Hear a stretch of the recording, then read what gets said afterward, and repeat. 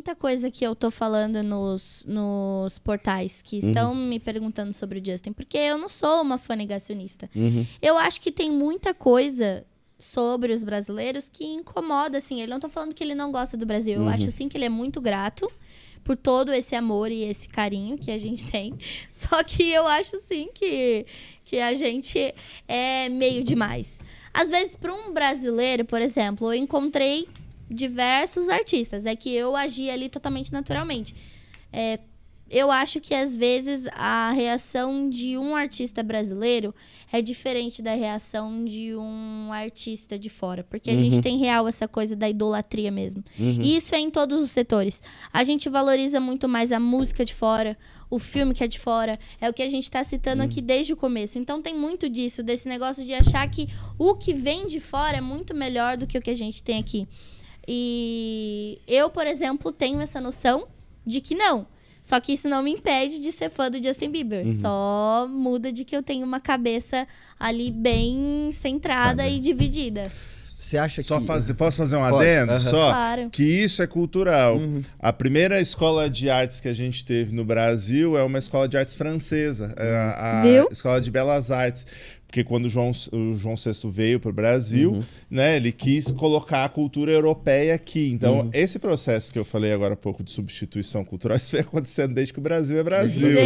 Entendeu? Então, tipo, e é isso. É um viralatismo. Né? A gente foi ensinado a isso. Melhor, a gente foi, né? A gente foi família... ensinado de que a gente não por isso sabe. É cultural. É cultural. Mas eu queria te perguntar o seguinte, você acha que essa idolatria na política, que é muito que a gente vive hoje, então eu quero ouvir um pouco a visão de vocês sobre esse momento político, é perigosa? E um mandato coletivo é uma forma de minar isso? As duas respostas são sim. Porque essa idolatria que a gente está tratando aqui, seja com artistas de fora ou nacionais, ou né, pessoas que estão na mídia de forma geral, né? Ou seja, pessoas que têm uma voz e que outras pessoas escutam, né? Nem sempre essa voz é muito bem utilizada, né? Às vezes é para propagar ódio, né? Isso é um malefício. Né? Porque quando você coloca aquela pessoa no pedestal e você ouve aquela pessoa e faz tudo que aquela pessoa fala e não quer saber se ele já errou, se ele é hipócrita, se é incoerente com o que tá falando, se fala uma coisa mas faz outra, tá sempre certo, não funciona, não dá. E aí, quando você coloca um mandato, né, uma proposta despersonalizada, né, porque aí não é é 10, é um coletivo. É um coletivo que pensa 10 pessoas ao mesmo tempo. Né? Para tomar uma decisão, ela tem que passar pela ratificação da maioria, no mínimo, entendeu?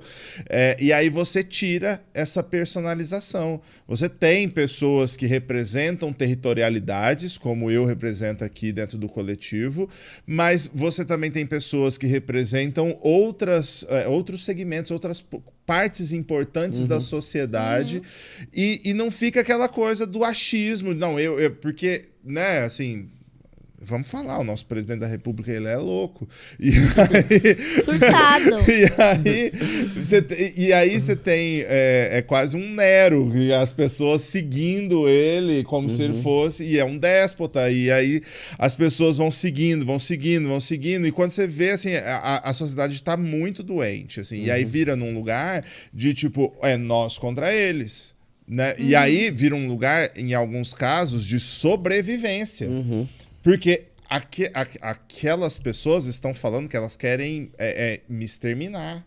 Então isso é um problema seríssimo, entendeu?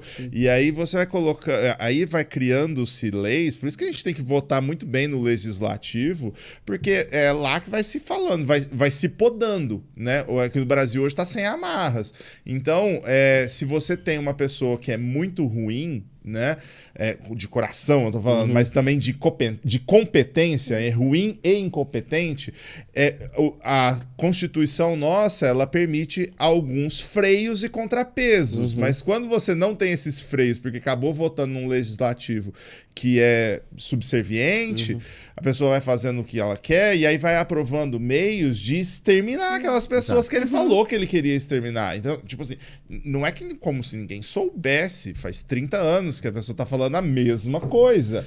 E é aí que eu acho que fica mais perigoso, porque toda essa parafernália implantada que vai nos limitando, chega ao ponto que a gente tem dúvidas até do que é Senado, Congresso, o que faz um deputado, o que faz o presidente. Peraí, eu vou pedir aqui pro meu vereador construir uma escola. Exato. Isso é uma coisa que não se fala na escola, por exemplo. A gente não entende o processo democrático, a gente não entende os poderes do Brasil. As instâncias e o que cada E o interesse deles é não entender mesmo. E ao ponto, eu defendo muito isso, que, por exemplo, a gente foca muito em votar no presidente, no governador. No executivo, de modo geral, prefeito também. A gente grava esses nomes, mas a gente esquece muito facilmente no deputado que a gente votou, no vereador que a gente votou. Inclusive, declaro meu voto. Já ganhei um voto. Já quer angariar um voto. Já ganhei um voto, claro, com certeza. A galera que curte ela também, já vamos junto. Mas, na verdade, nada mais justo, porque a proposta do coletivo é um coletivo de cultura. E a assim, gente tá falando muito a gente disso, tava falando de um artista, mas eu acredito que tudo é sobre isso. É de ideias que são partilhadas. Por exemplo, as minhas ideias partilham das tuas. Eu concordo com tudo que foi dito aqui. Então, é algo que faz sentido pra mim.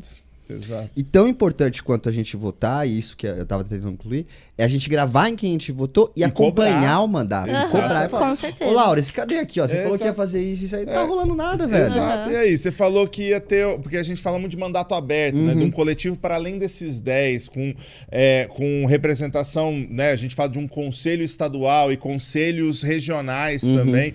E aí, se a gente tá falando aqui e a gente não implementa, é quem votou que tem que cobrar. Falar, e aí, maluco, você falou que ia fazer isso aqui, não tá fazendo. E aí, até a instituição da representatividade a gente precisa repensar. Porque voto não é um cheque em branco. Que você vai chegar lá e falar assim, ó, agora você faz o que você quiser. Não. Quando você tava fazendo a campanha, você falou que iria fazer determinadas coisas. Você falou que ia defender determinadas pautas. Se você não está defendendo e não está fazendo o que você falou, esse voto está sendo... foi um estelionato.